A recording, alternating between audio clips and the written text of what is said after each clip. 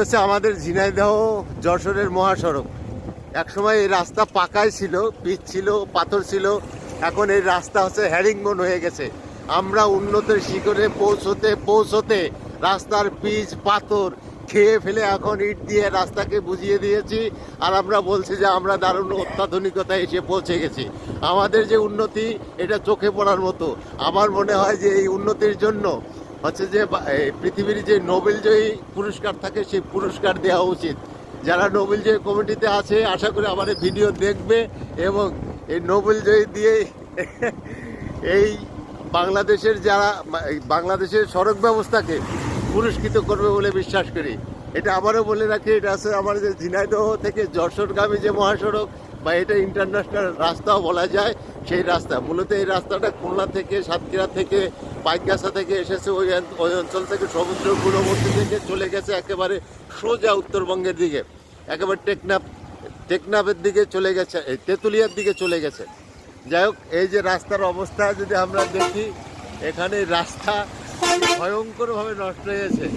এই ভয়ঙ্কর রাস্তা নিয়ে আমরা কিন্তু গর্ব করতে পারি যে এই রাস্তায় আমাদের সবচেয়ে উন্নত রাস্তা।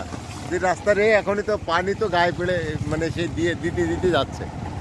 যাই হোক, আমরা কিন্তু এই রাস্তা দেখে ফেলেছি যে আমরা এখন যশোরের দিকে রওনা দিচ্ছি। বৃষ্টির মধ্যেই এই পৃথিবীর অত্যাধুনিক রাস্তা দিয়ে আমরা যাচ্ছি। এটা সম্ভবত স্বর্গের রাস্তা বললেও ভুল হওয়ার কথা না। স্যার, এটা কি স্বর্গের রাস্তা বলা যায় না? মানে এমন একটা পর্যায়ে গিয়েছে যে আমাদের যেখানে সর্বসুখ থাকে সেখানে আমরা যাচ্ছি এমন একটি পর্যায়ে রাস্তা দিয়ে। এই রাস্তা পার না করলে আসলে সুখের জায়গাটুক তৈরি হবে না।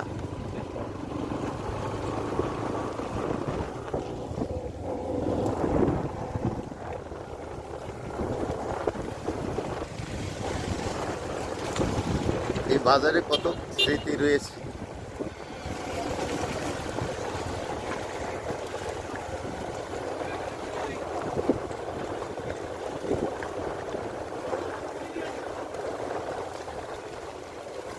দেশের উন্নতি হলে যা হয় ওইটাই যাবো। এটা ছিল বাংলাদেশের সম্মুখ যুদ্ধের প্রথম স্থান, বিশেষকালী বাজারের ব্রিজ। আমরা ওই যে ডান পাশ দিয়ে যাব, ডাইনে দিয়ে স্যার।